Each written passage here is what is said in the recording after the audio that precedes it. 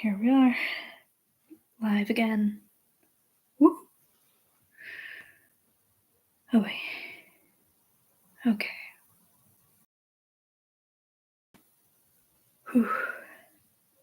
Never thought I'd be doing another live. I'm just gonna wait for people to start joining.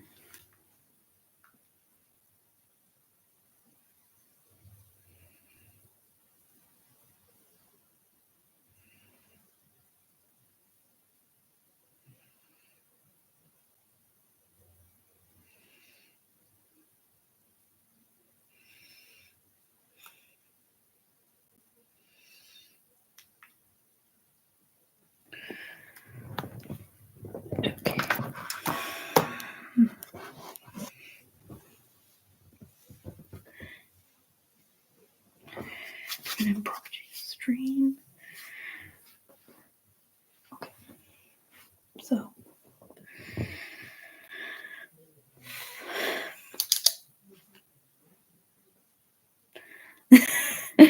Hi CC, how are you doing?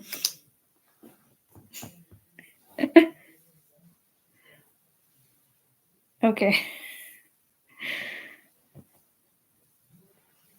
So this is probably going to be a bit of a impromptu stream because I've been working on the law of Kybers a lot.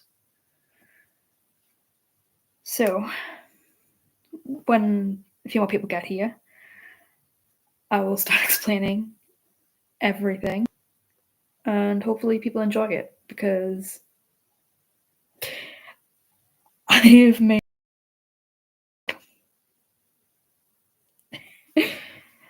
and a lot of it is going to be slightly confusing, and I have to trigger warnings for certain topics that are discussed.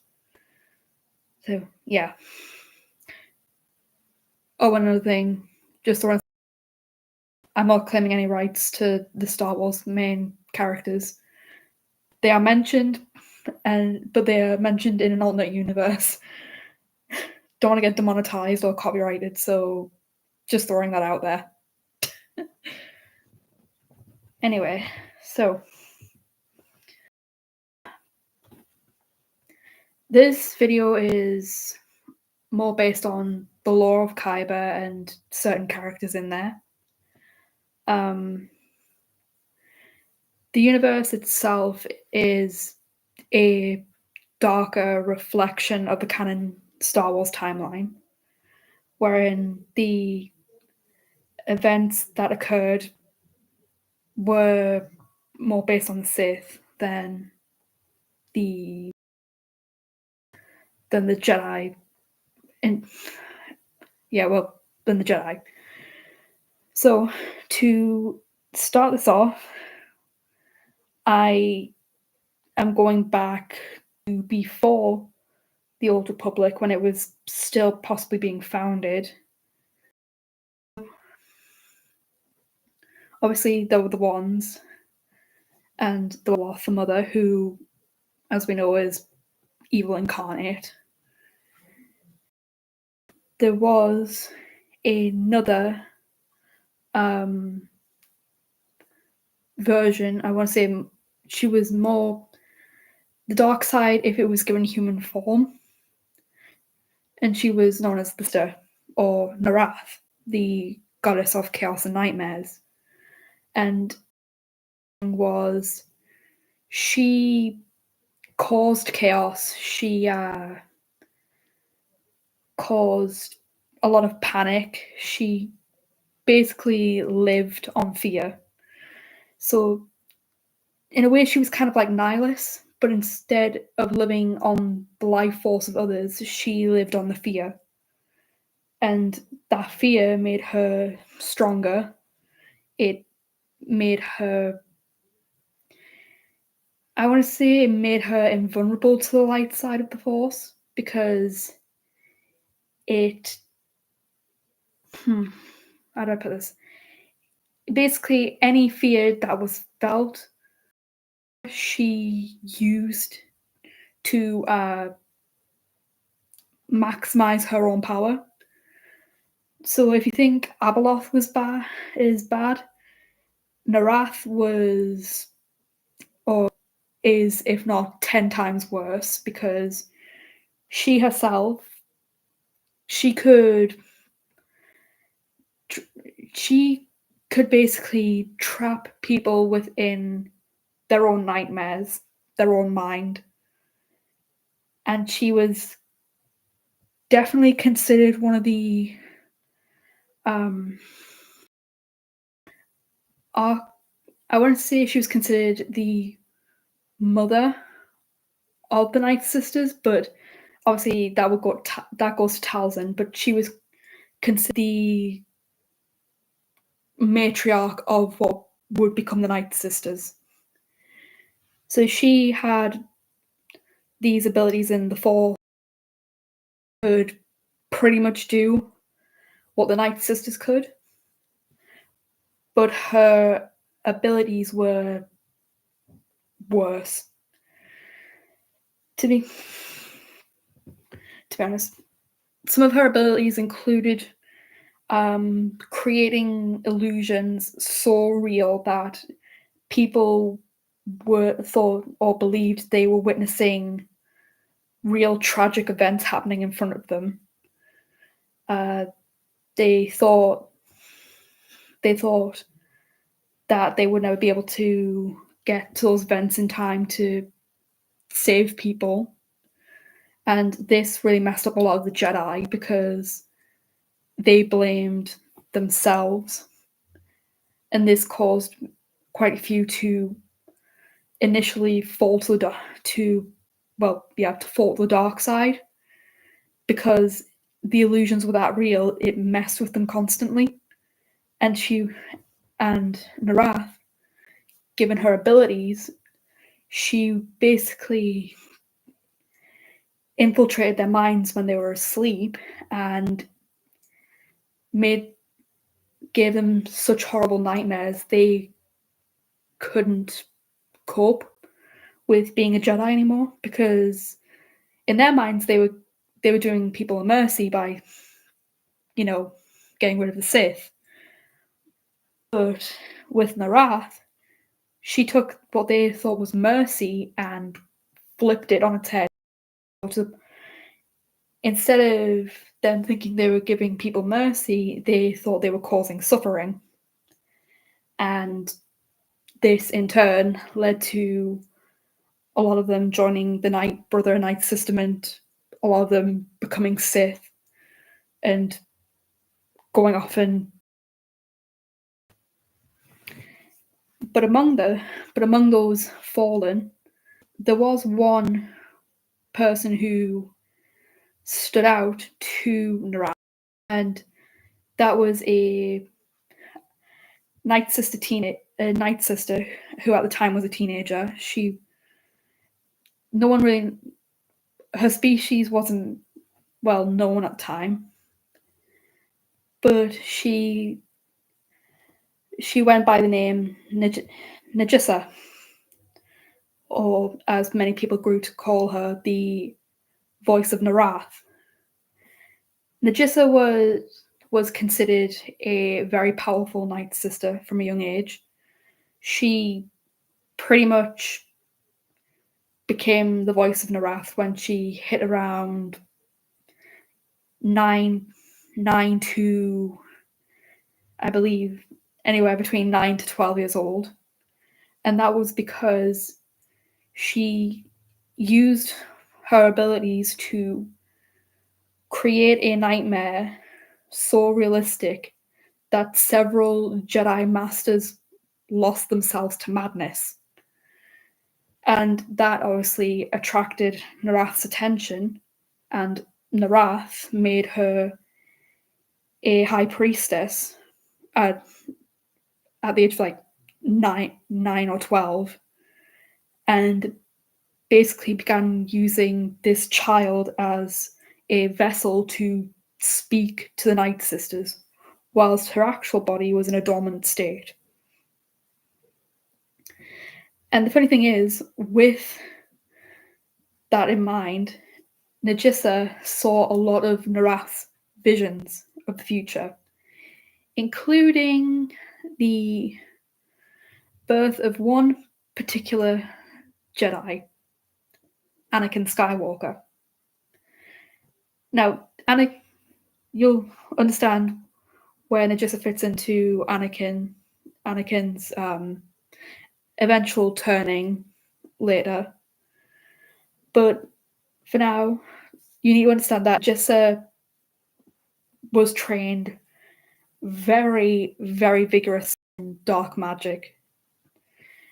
Basically to a point where the nicest ever saw her was maybe once every 4 to 5 days.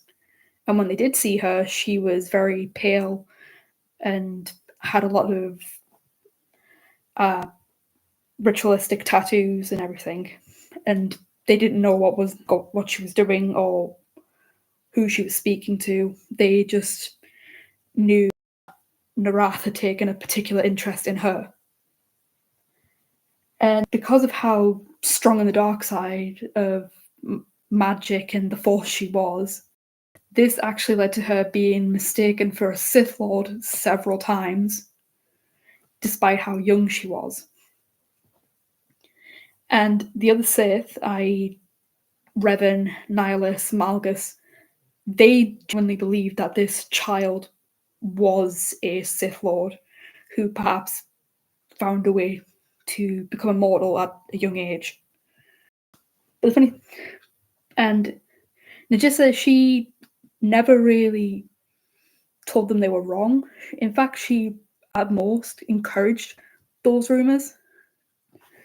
In fact, she even told several of the Sith that she had been trained since she was a baby and in these dark methods to a point where she could now do them with her eyes closed, and they believed it because they basically saw her as a walking vessel of the dark side due to Narath's attachment to her. And obviously, when you have a very powerful Sith who's a child, they didn't want to be in her way because of how powerful she was. And even though Narath never really showed herself around the Sith, she did have quite heavy influence on what Nagisa told them. So she told, not to mention Anakin, she told Nagisa to encourage young children to explore beyond just what was known of the dark side. She encouraged a lot of her followers into creating illusions for these children to, as she quote unquote, test their strength. And that meant if they lived through several days of continuous nightmares, she'd allow them to become one of her followers. But if they didn't, they were pretty much executed on sight. Yeah. So that's dark.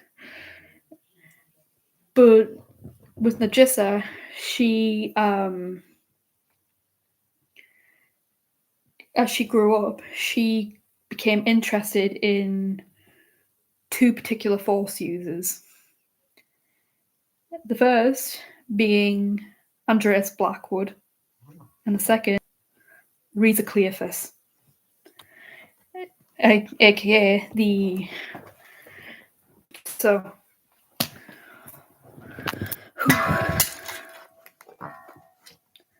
Sorry about that, y'all. So, like I said, Nagisa became interested in Andreas and Reza. Now, I am going to talk a bit more about how she became interested in Andres in particular, but I just want to let you know now. I have a bit of a trigger warning because abuse is mentioned, so I'm just throwing out there if at any point anyone wants to skip this or when this video comes out, that's fine. But this is canon, like my canon for Andreas. So, Andreas Blackwood was a human male who grew up on a planet far out in the Outer Rim. It was that far out that the name of the planet's been lost to time itself. And his mother was a treasure hunter, and his father was believed to have been force sensitive and possibly a bounty hunter. So it's very unclear. His mother wasn't around emotionally. She had a lot of issues, which left Andreas with his father, who had very violent tendencies, causing Andreas to run away several times, and he'd stay gone for days. And a lot of the time when he came back alive, his father was disappointed that Andreas wasn't dead. So there was one particular instance where Andreas was injured quite badly, leading to him running away for, at the time, the 9th, 10th, possibly even 12th time. And he came across this lake. And when he was at this lake, he met Riza, who at the time, she was a youngling who had just begun her Jedi training. Now, to put in perspective their ages, when Andreas met Riza, she was 2 years younger than him. So if you want to put it in perspective, he was about 8, she was about 6. So they were both within the same age group, but he was 2 years older than her. And, well, Riza could sense his pain. She was very sensitive in the Force, to the point that she could sense a lot of things that he couldn't. So with her, she sensed his pain, and then obviously came to find out what was going on. And she found him. She didn't say a thing about his injuries. And their first interaction was her healing him through the Force. And they ended up talking for a good hour about anything, really. Like, he asked her what it was like being a Jedi, his family, that kind of thing.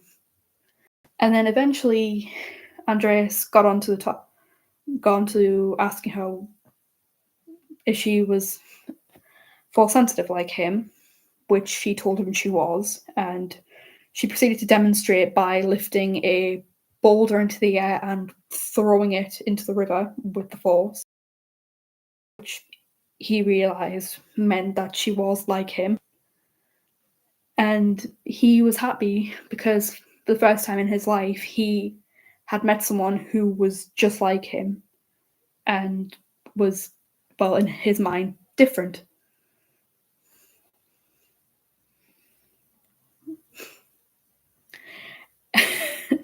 And yeah.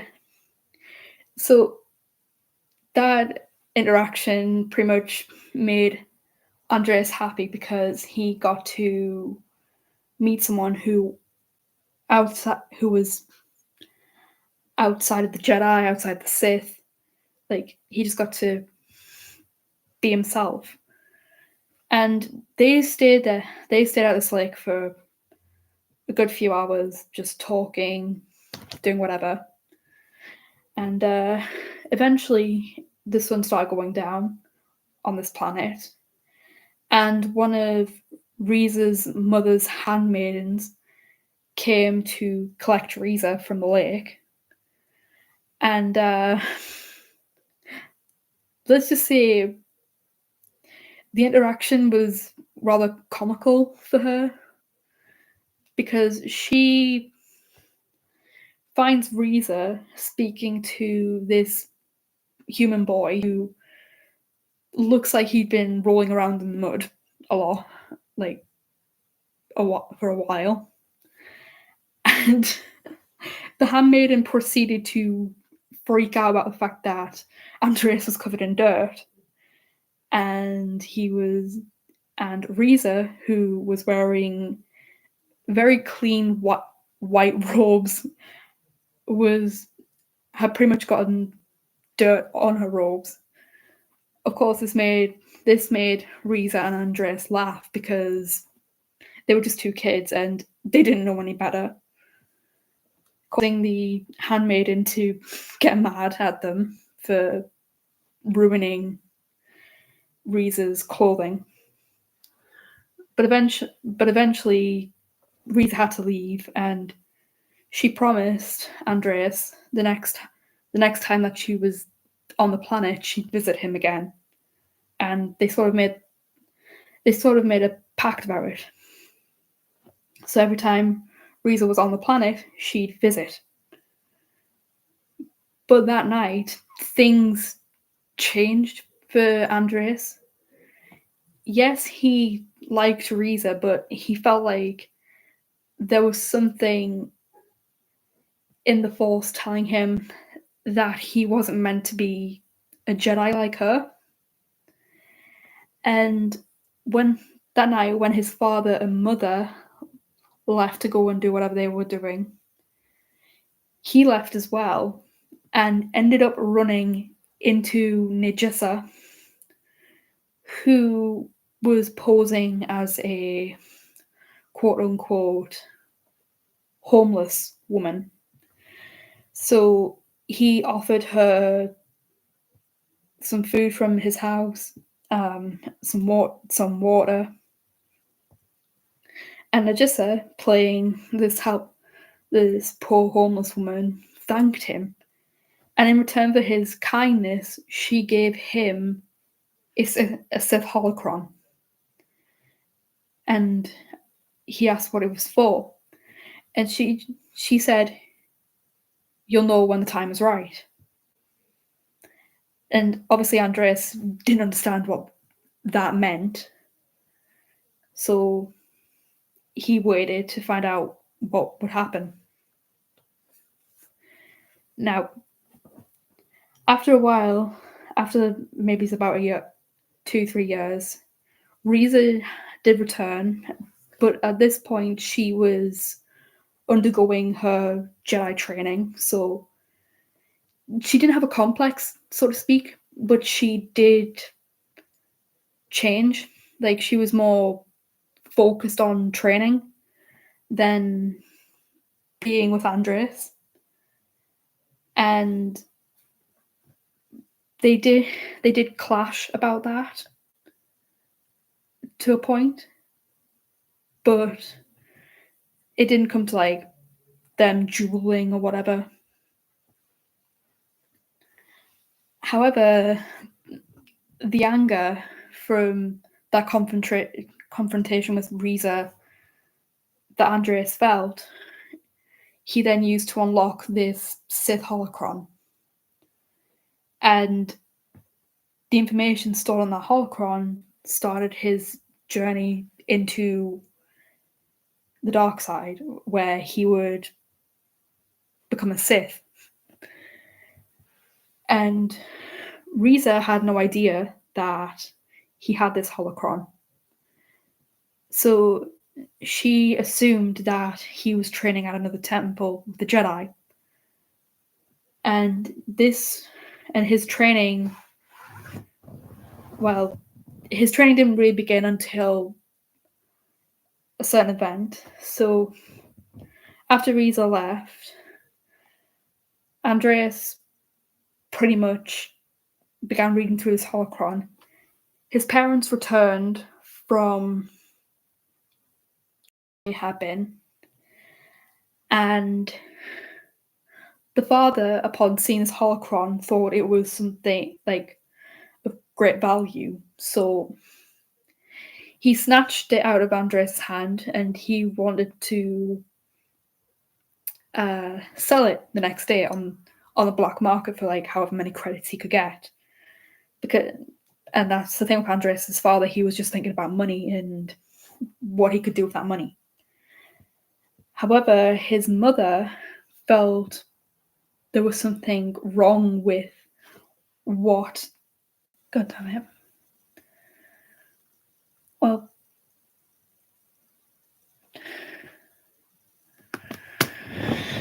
sorry, CT. Is it frozen now? Is it frozen? Just let me know if it is or isn't.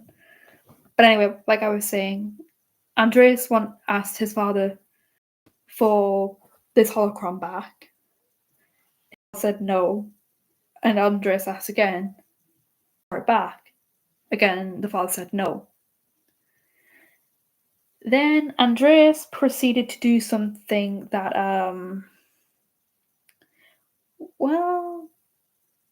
he'd never done before.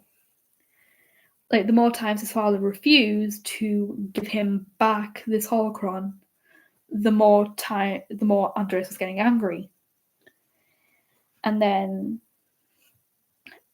as a culmination of that anger, for the first time in his, young life, Andreas pointed his hand at his father and proceeded to electrocute his own father. Yeah, I figured.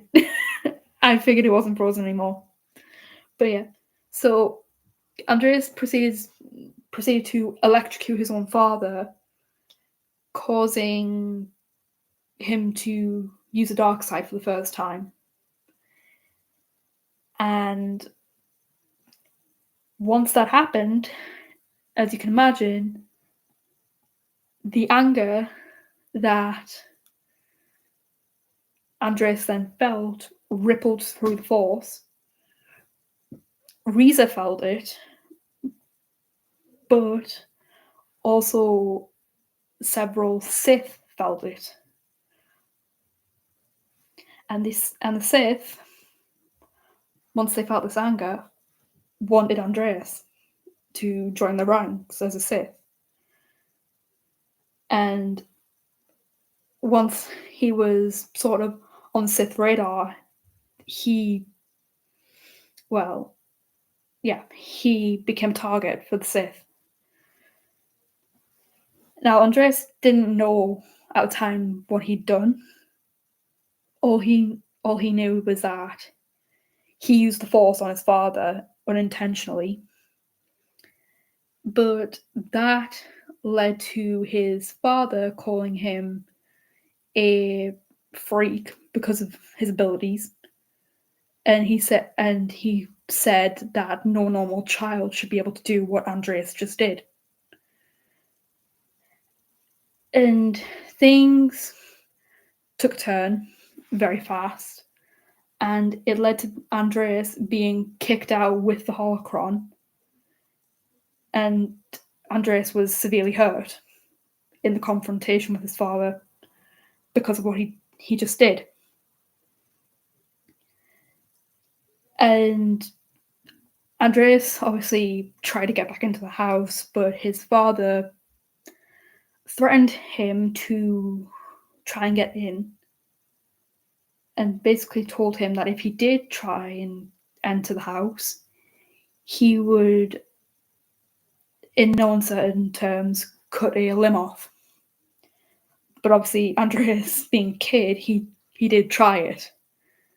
And that canonically led to him losing his ring finger on his right hand and his pinky finger on his right hand as well. So that gave him the pain he needed to turn to the dark side again. And this time around, he basically unalived his father by force choking him. And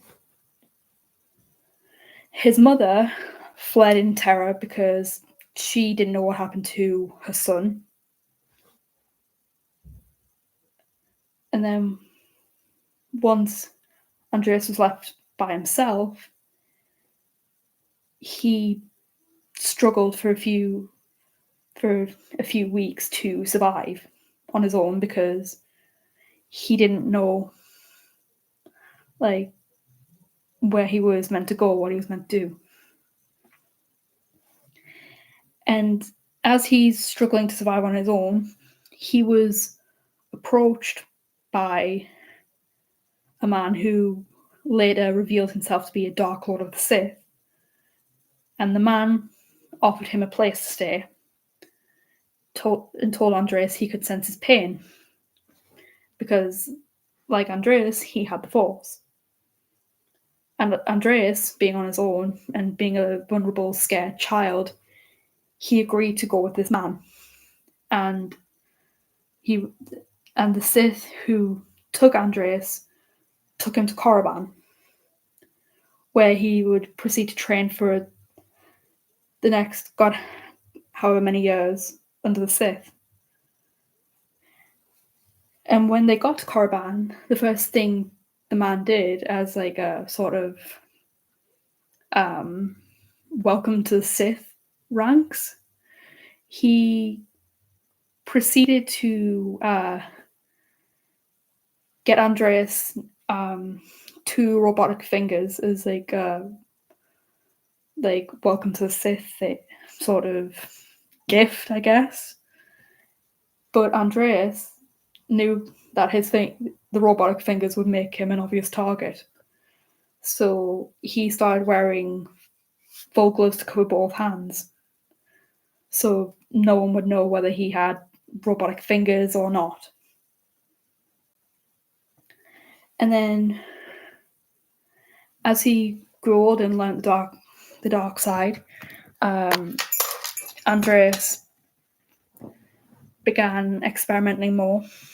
And when he hit his teen years, so around 14 to the 14 to 19 mark, he began dueling other apprentices to be noticed by a master Sith. And a lot of the apprentices were quite talented, but Andreas stood out among them because, from what the Sith said, he was a lot more aggressive. He didn't hold back when it came to fighting, and he was considered more of a threat to the Jedi. And that made them notice him more. And then this led into one such duel between Andreas and an apprentice who was maybe in his early 20s. And bearing in at the time, Andreas was about quite young, so he was quite a young teenager at the time. He proceeded to fight this 20-year-old apprentice and win that duel, causing the former apprentice to be cast out from the Sith, and Andreas took his place under his new master, under the Darth who became his new master. But little did Andreas know, even though he was training to be a Sith, his path with Reza would obviously they'd cross again. However, Reza was trained in the ways of the light side, and she was basically studying to either become a senator or be part of the council. And at the time, Andreas didn't know it, but she had accessed her family's archives, which were hidden under the Takodanin Palace. And she was she was trying to create a object that would allow her to access the world between worlds as we know it, because she wanted to see what the future held for her family. And of course, as she's trying to do this, she was considered crazy. She was considered a wild card, and she was considered possibly dangerous because of these ideas. And it wasn't until she was on a loom looking for a Kyber crystal to power this device she was creating that she and Andreas crossed paths again. And at first, Andreas had been prepared to, it's leading to that. But at first, when Andreas saw Riza again, he had been prepared to kill her, thinking she was another Jedi. But it wasn't until Riza brought up a childhood joke of theirs that he was like shocked that he'd found her again. And this is where things started getting a little dicey for them, because once they found each other again, they began sneaking off during training sessions when the masters were distracted to meet up with each other. And one thing led to another. They both ended up confessing their feelings for each other, and Riza shared her theories with Andreas. And at first, Andreas did think she was possibly crazy. One second, y'all. It's getting dark. I need to go meet up soon.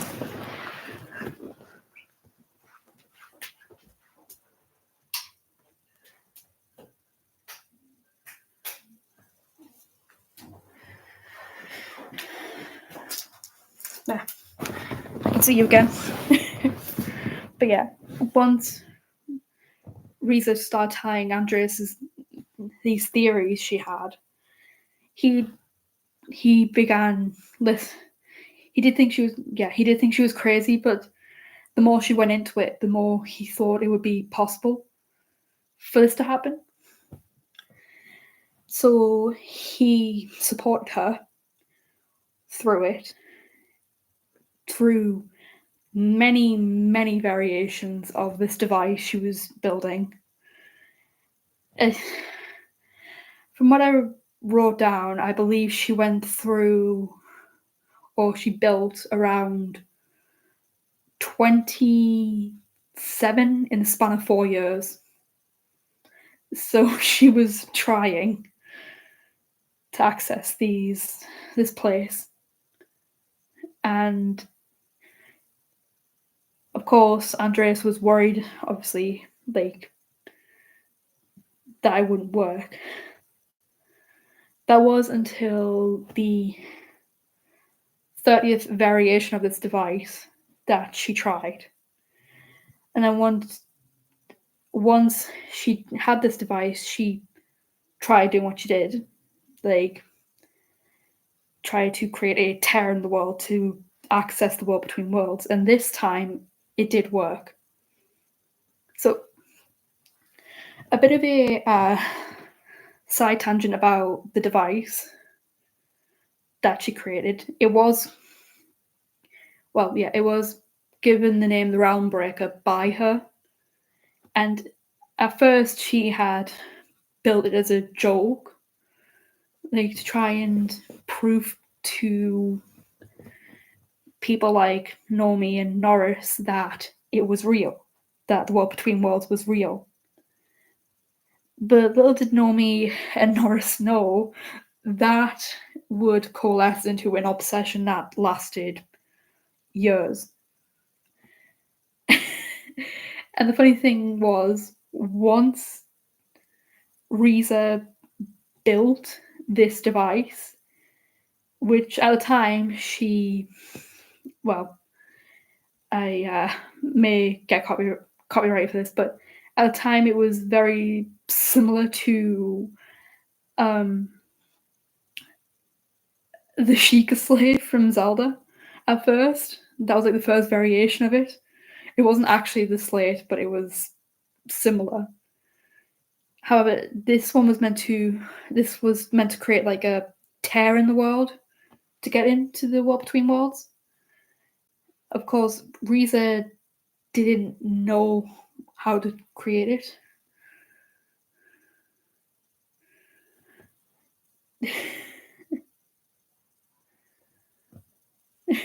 But basically what ended up happening was Reza kept refining the variations of the Realm Breaker until the one she created was very, very similar to the Darksaber, but instead of being a Mandalorian weapon, it could cut through reality itself and open up the world between worlds. Which, when Reza hit about 18, it did. So I want you to keep in mind she was about 18 when it finally worked, and Andreas was around 20 at the time. And Reza proceeded to go through this tear that she created. And yeah, she did get into the world between worlds. So she could see the past, the present, and what was going to be the future. And Reza did see the present, and the future, but what she saw was very dark and quite, in her mind, disturbing. So she ended up going back to her time and resealing the world between worlds. And she didn't say to Andreas what she saw. And Andreas just thought maybe she saw a war or something, and that's why she wasn't saying what it was. But then, and they left it at that pretty much.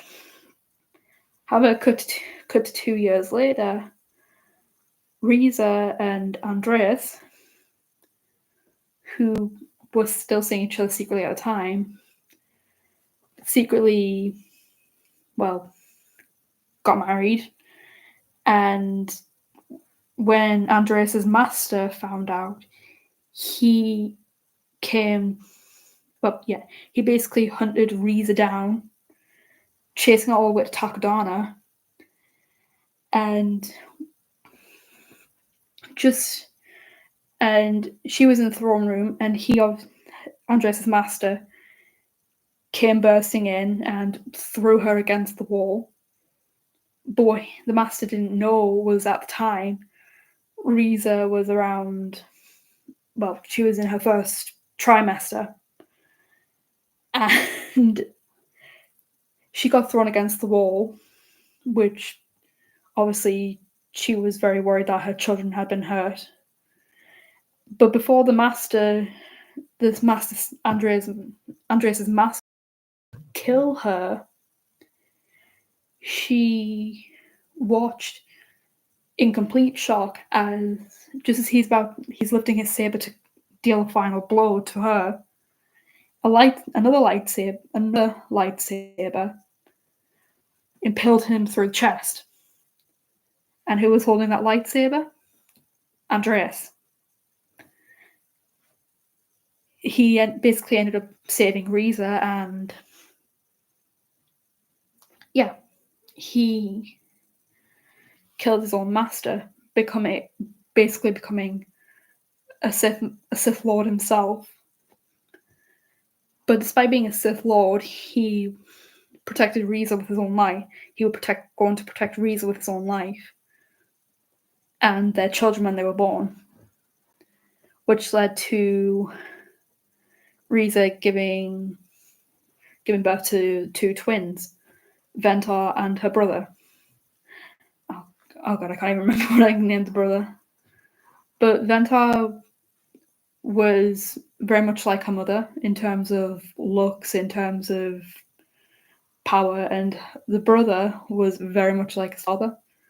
However, the brother, he was very protective of Ventar. And I just realized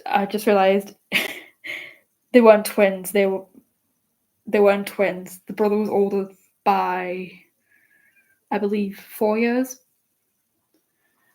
And his name was Nikolai, I believe. But Nikolai was a very talented young man. He basically grew up training under both his parents in the light and dark side, basically becoming a great Jedi, like probably on the first.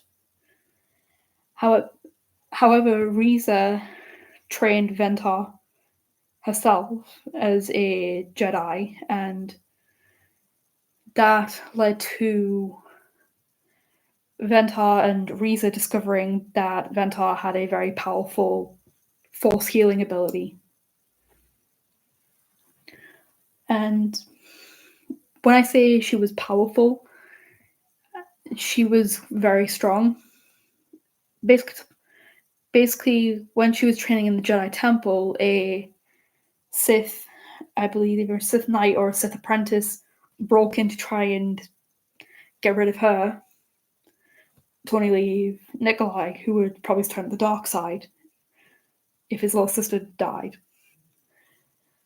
But as this Sith was about to kill Ventar, she kind of shocked her masters by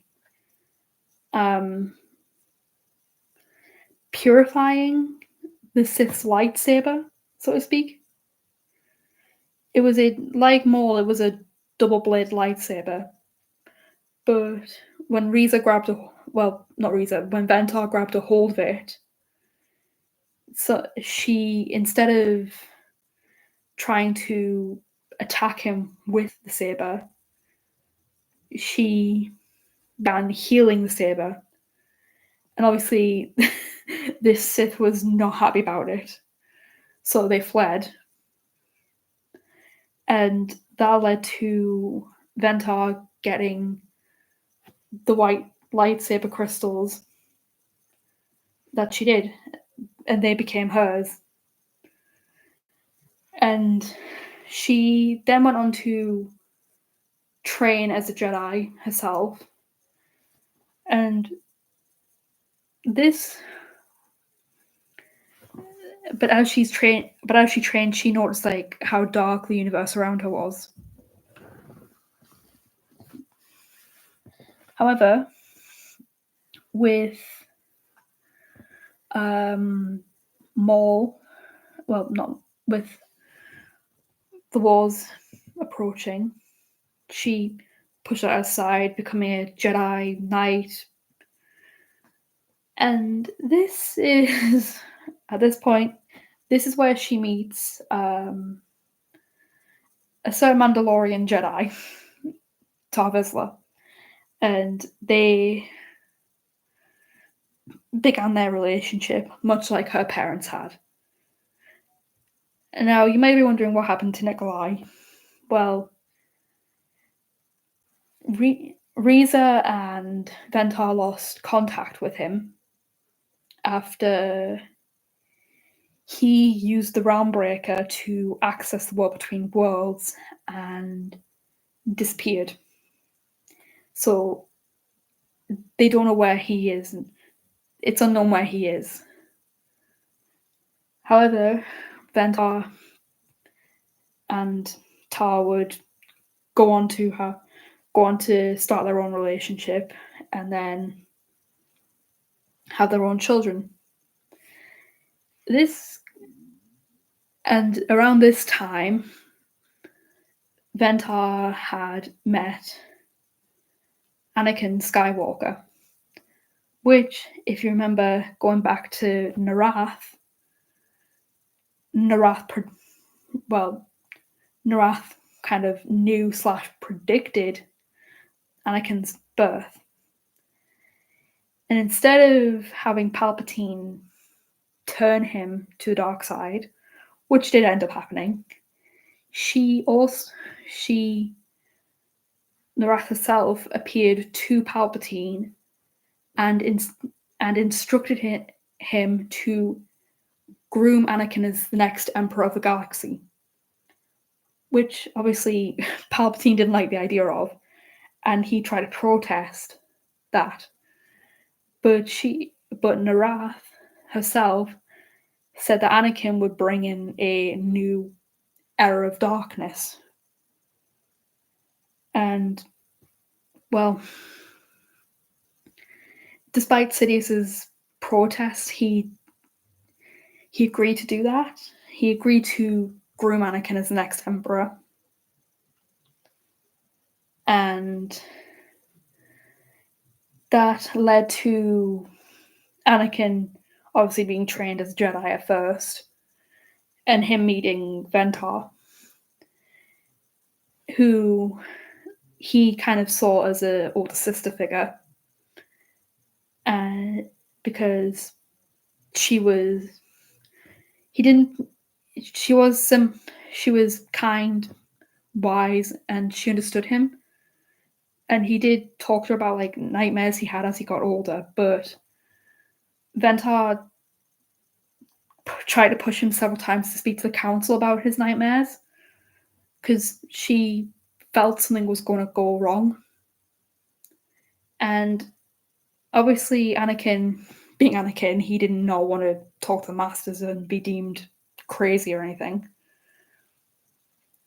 So Ventar, despite her protest, backed off on that and just told him if it got too much to speak to the masters. And, well, he didn't speak to the masters. He confided in Palpatine, who used Anakin's fear against him to manipulate him into becoming a Sith. And secretly, Palpatine began grooming Anakin to be the next Emperor.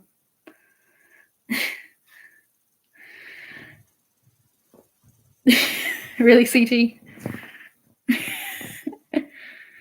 But, okay, so Anakin was being groomed to be the Emperor, and basically Ventar knew. She then went on to, obviously, have her children. Well, the Vizsla siblings, as we all know them. However, despite Ventar being very prepared for their future, the one she worried about was her youngest son, Arthur, because as he grew older, he began showing signs of interest in the dark side, which she kind of found disturbing. Yes, she found his lack of faith in the light side disturbing. And yes, CT, I just made that pun. But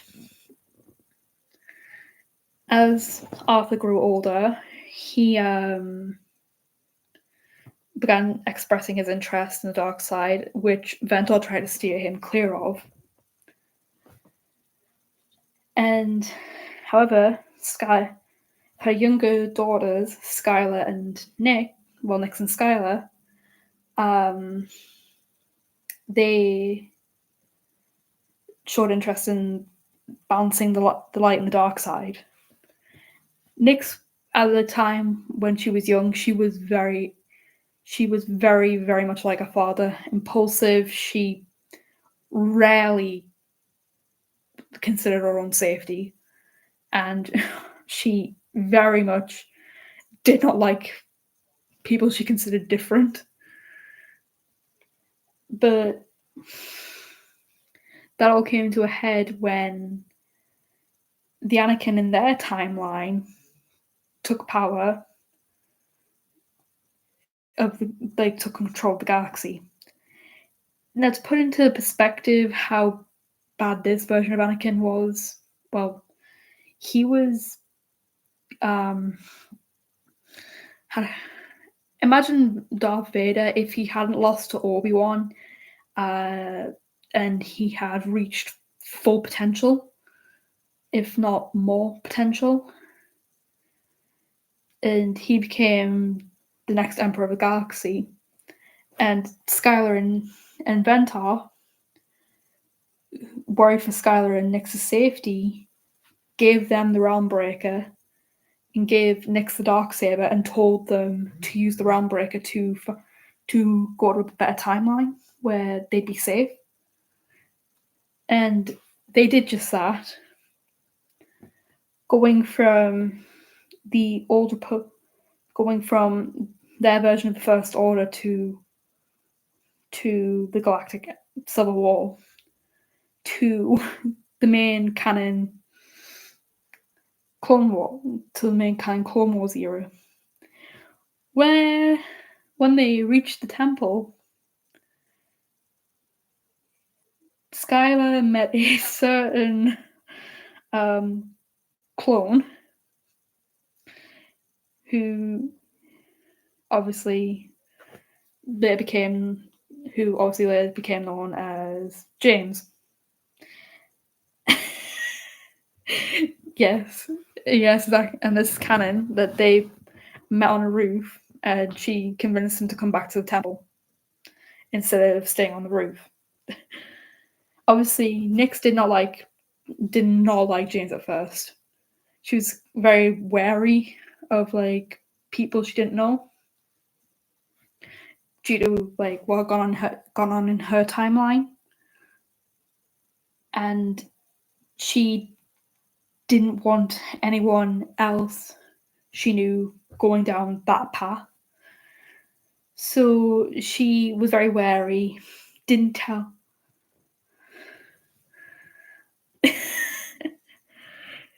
No, it wasn't that she didn't like him, she didn't like him as a friend. It was more a case of she was very wary of James because she thought that what happened in her timeline would happen in the current canon timeline, and basically she met the canon timeline version of Anakin, and at first she was like, okay, this is not that bad.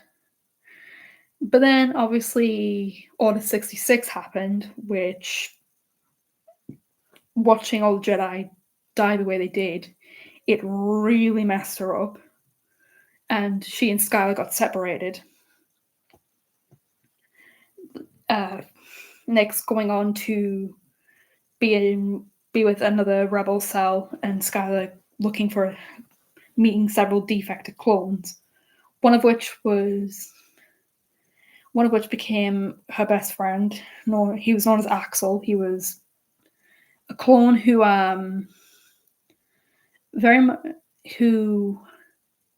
at the time he managed, before Order 66 happened, he managed to get out of his own inhibited ship, and he did that for the rest of his team. And his team consisted of 3 or 4 male clones, and 2 other female clones, and no CT. One of them was not Serenity, and no, one of them wasn't Serenity. Serenity was on a different planet at the time of Order 66. But Skylar ended up staying with this group of clones and they at the time didn't know she was Jedi. They just thought that she was a kid who'd run away from home. So they offered her a place in their rebel cell. She said yes. And that's how she ended up becoming a part of what they called the Defect Squad.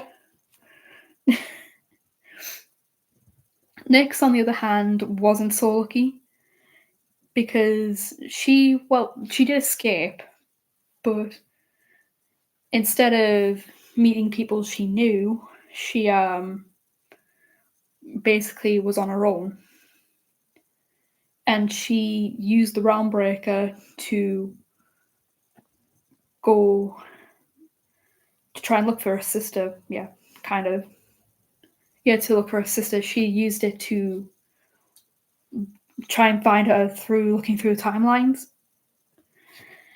But obviously that never happened. And she didn't know where Skylar was.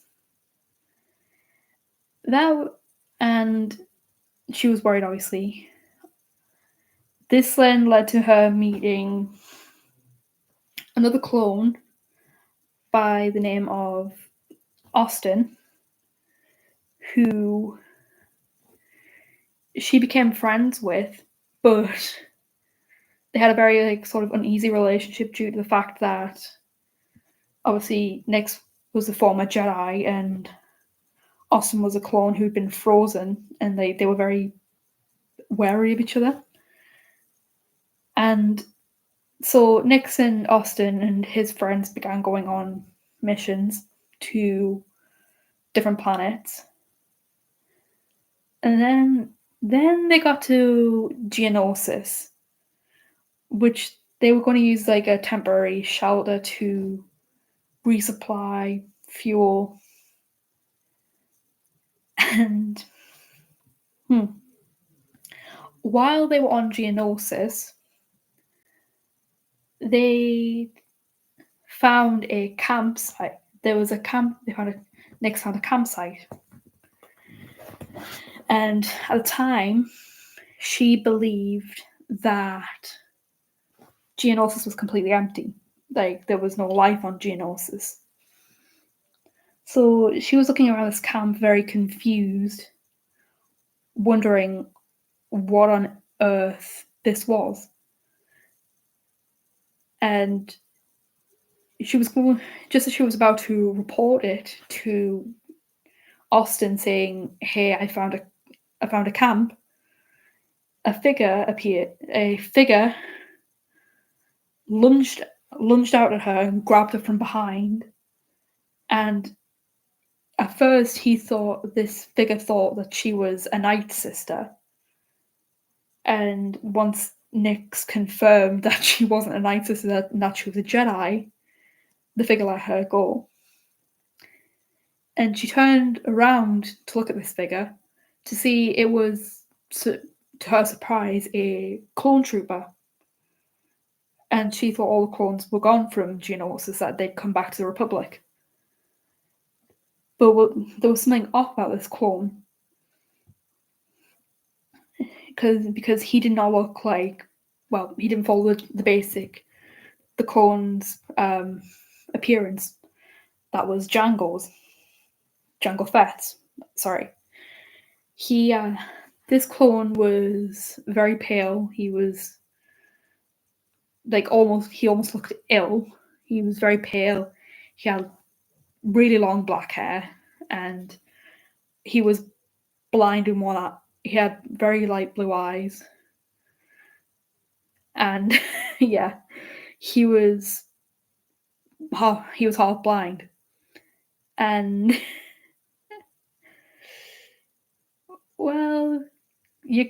CT, you didn't hit the nail. CT, you kind of hit the nail on the head. Because Nyx asked this clone trooper what his name was, and guess what name he gave? Because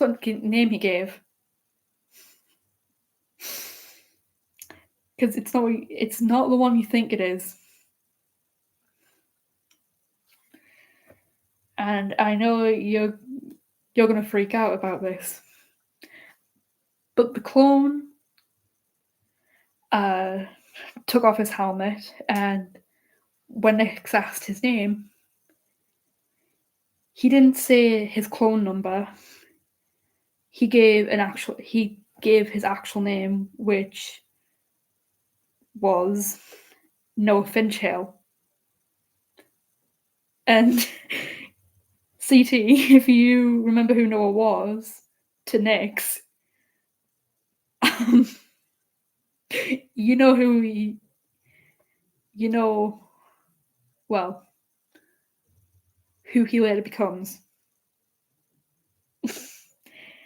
And obviously, well, Nyx kind of was shocked to see like Noah was alive, and she asked Noah how long he'd been there. She asked Noah how long he'd been there. Noah didn't know because like he he died, but he was brought back through Night Sister abilities. So upon finding Noah, she brings him back to the ship with her, bearing in mind she's like at this time she's like 16 and he looks around 17, 18 at the time he did. And she brings him back and takes him to the medical droid, and she's thinking he's like probably in his late teens given how old he looks. And that's when everyone finds out that Noah had been dead approximately around 28 years. But because of him being brought back, he, one, didn't remember how he died, and two, when they did medical scans on him, his mind and body were still the age they were when he pretty much died. So he had spent the last 20 something years wandering around Geonosis as this 17, 18-year-old clone trooper, and he couldn't understand why his squadron weren't there, what was going on. And Nyx basically had to explain it to him very, very gently. And obviously, like, the fact that Noah now knew that he, one, was a surviving member of his group, and two, the Jedi were gone. He didn't take it very well at first, and he basically hovered around Nyx a lot because like he lost the Jedi he had been like fighting with. So I think he thought in his mind that if he could protect Nyx, like he wouldn't lose another Jedi. Now, you might be wondering why I haven't brought up Nyx's older brothers yet, but I'm going to. So, Gabriel, Michael, and Arthur were taken from Takodana and then raised and trained as Inquisitors. Gabriel and Michael were the more forgiving of the two because they didn't they didn't consider the Jedi their enemies at first. However, Arthur was very different. He to put this nicely, Arthur was very much mistreated in the Inquisitors, basically to a point where he was tortured a lot for information he didn't have, and the torture combined with the training, combined with like the separation away from his mother, basically meant he started losing it. And well, in the canon timeline, Vader fed on that, like convincing him that the Jedi had taken his mother from him and that they were to blame for his mother not being there. But little did he know, in this other timeline, in the original time, in the timeline they were originally from, Ventar sent them to the canon timeline to keep them safe because her version of Anakin was looking for the Realm Breaker to get to other timelines. And Ventar obviously was worried that that was going to happen. But it didn't, because Nix had it in the main Star Wars timeline. And she used it to go back and get her mother and father and bring them to the timeline she was in. But this idiot of a teenager didn't close the portal on her end. So her timeline's version of Anakin managed to come through to that current timeline. He was watching obviously Darth Vader, waiting for the moment Vader fell to take control of this galaxy. But Nix and Skylar didn't know this yet. And, well, Nix then went on to go to the ninth sister planet of Dathomir to try and find help for Noah, to help him remember what had happened on Geonosis. But instead of finding help like they hoped, she ran into a Sith Lord who tricked her to fall into the dark side. And for a while, Nix was a Sith. That was until she challenged this Sith to leave, so she could leave. And as punishment, this Sith tried to kill her. But at the last moment, when she tried to kill Nix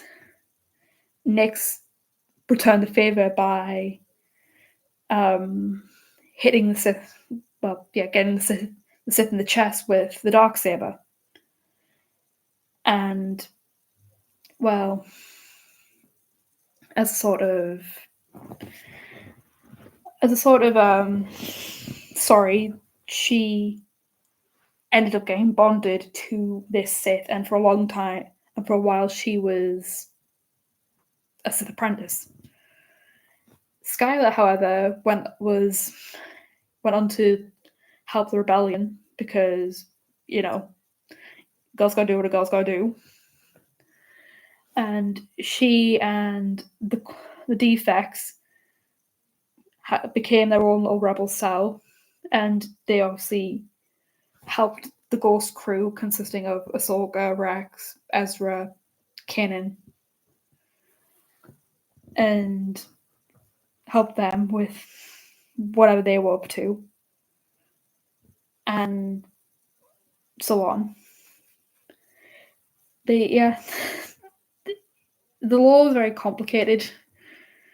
I might do another video on just the alternate Dark Anakin, because that alone is a whole lot of stuff I don't want to get into. But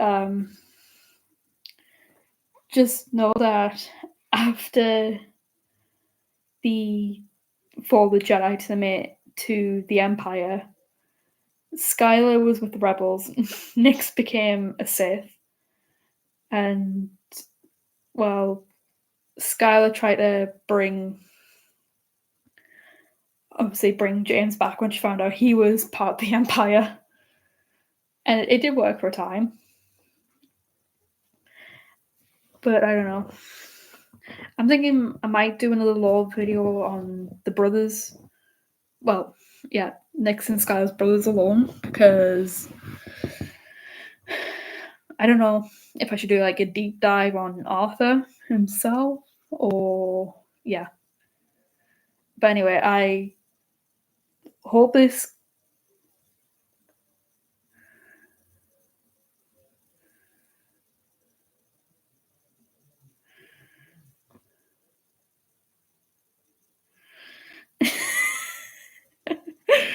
really rude much.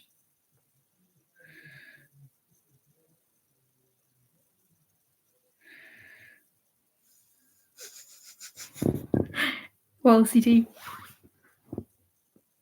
they don't count.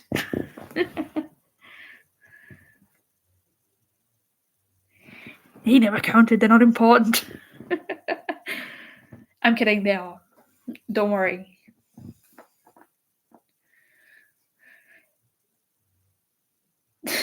But yeah, I might do like a deep dive on like the brothers, like Nick's and Skylar's brothers, if you want that, because yeah, Arthur himself is a whole can of worms. Because let's face it, that dude has mental issues. And I feel like he does deserve his own video. But yeah, that's my universe's lore so far. Hope it provided some insight as to what my alternate universe is like.